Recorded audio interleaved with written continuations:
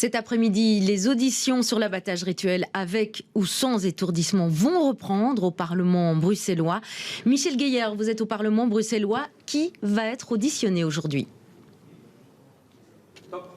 Alors aujourd'hui, en commission du Parlement bruxellois, ce sont d'abord des juristes qui vont avoir la parole, universitaires, à l'Université Saint-Louis de Bruxelles ou dans des instances européennes. Il s'agira évidemment de voir quelle est la base juridique, légale pour ce texte d'ordonnance. Et puis ensuite, ce sont des représentants, notamment du Conseil bruxellois pour le bien-être animal, une représentante de la Fédération européenne des vétérinaires. Et donc là, ce seront des questions précisément liées au bien-être animal qui seront posées. Il y aura à chaque fois un échange de vues, comme c'est le cas. On rappelle, la semaine dernière, ce sont les représentants des cultes qui sont venus, qui ont assez fortement critiqué d'ailleurs l'ordonnance qui est proposée actuellement.